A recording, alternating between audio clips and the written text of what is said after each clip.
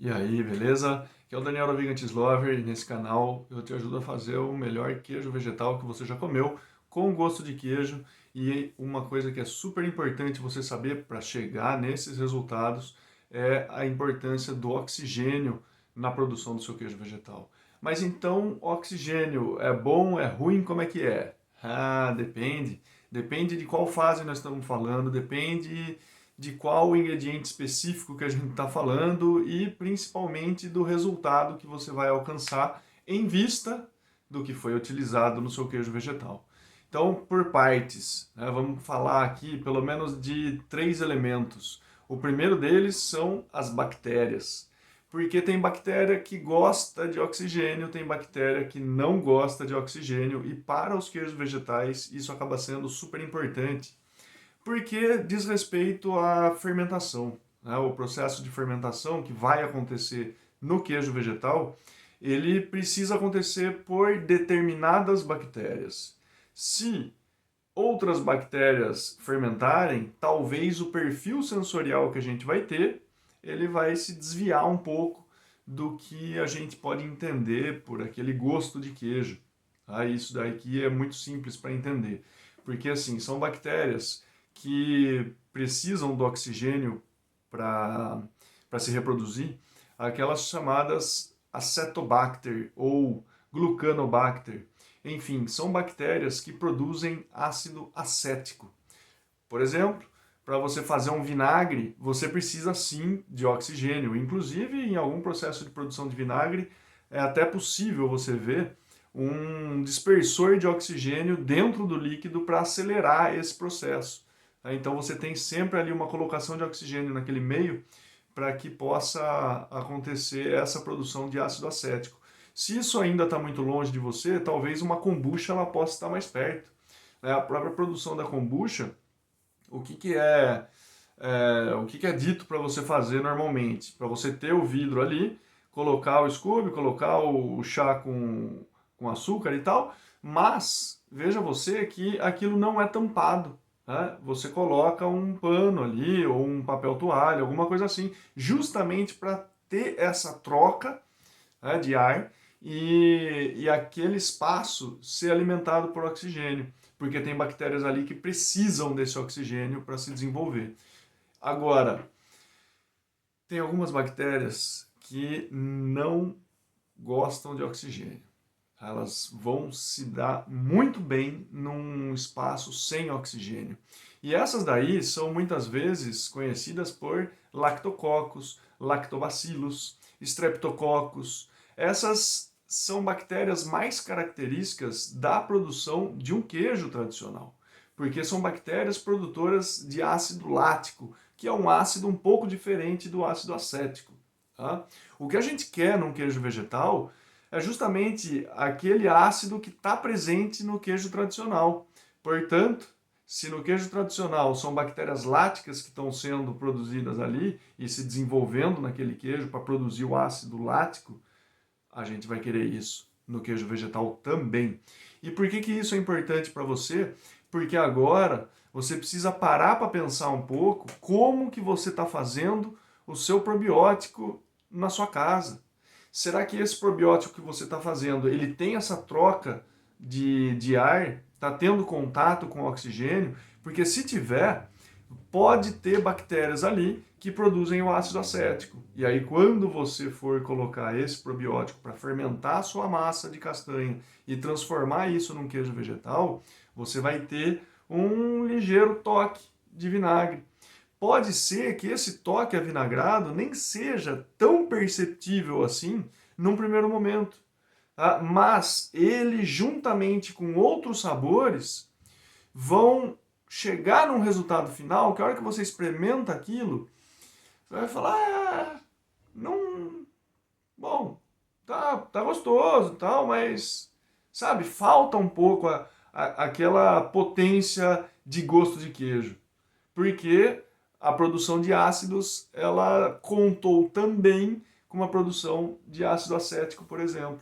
E aí diluiu, né, toda aquela carga de ácido lático que estaria mais concentrada se você tivesse usado um probiótico mais concentrado com bactérias láticas, né? Então essa questão do oxigênio para a produção de probiótico, ela é muito importante para a gente ter na cabeça. Só para você visualizar agora dois exemplos, né? Um que tem contato com ar e um que não tem. O Rejuvelac, por exemplo, ele tem esse contato com o ar. Ou seja, vai ter bactérias ali produtoras de ácido acético. É bem possível que tenha ali. Agora, quando você faz um chucrute, por exemplo, aí já não tem. Né? Porque, inclusive, se você buscar aí, mas como que faz chucrute e tal? Na internet, rápido aí, como fazer chucrute, você vai ver como é que faz. São N possibilidades de fazer chucrute. Mas tem o mais clássico que ensina depois é colocar alguma folha com uma pedra em cima para que todos aqueles vegetais eles fiquem submersos naquela água.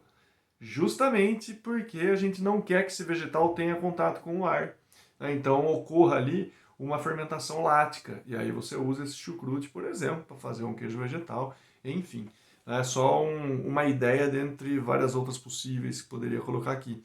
Depois, o oxigênio em relação a fungo. Isso também é um outro ponto importante. Porque os fungos, normalmente, eles gostam de oxigênio. E aí vamos ter um problema e uma coisa boa, né? O problema qual que é? O problema é que o seu queijo vegetal ele pode ser passível de contaminação por fungos, justamente porque quando você está curando ele, você tem toda uma superfície que está em contato com ar, né? Com oxigênio.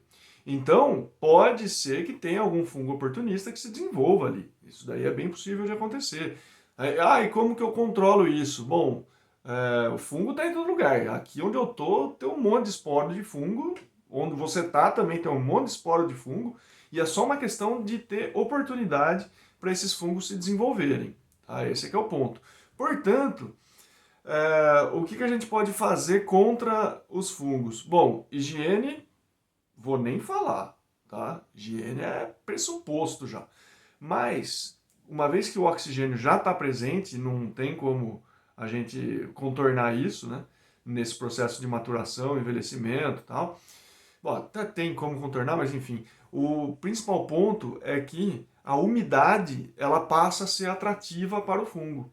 Portanto, você precisa pensar em duas coisas, na verdade. Uma é a umidade de onde está o seu queijo vegetal. E outra é você sempre ter uma atenção para que essa umidade não aumente. Por exemplo, você coloca ele num papel de forno, num papel toalha, enfim, ele está em cima de alguma coisa, numa telinha de silicone, não sei. Você vai colocar ele em cima de alguma coisa, certo? Maravilha.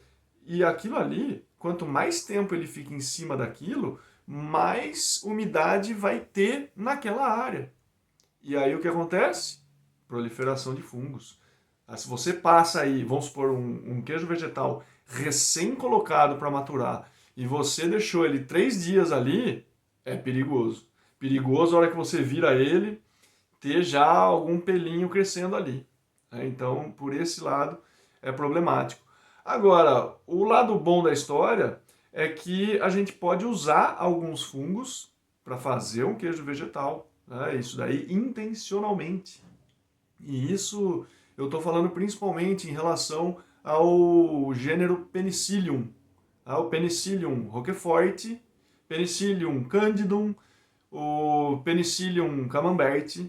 São espécies de fungos que eles podem se desenvolver muito bem num queijo vegetal e vai dar um aspecto sensacional, porque ele se desenvolve onde? Onde tem oxigênio. Tá? E onde que tem oxigênio? Na superfície. Por isso que um tipo brie, um tipo camembert, ele vai ter aquela capinha branca. É o fungo que está crescendo ali.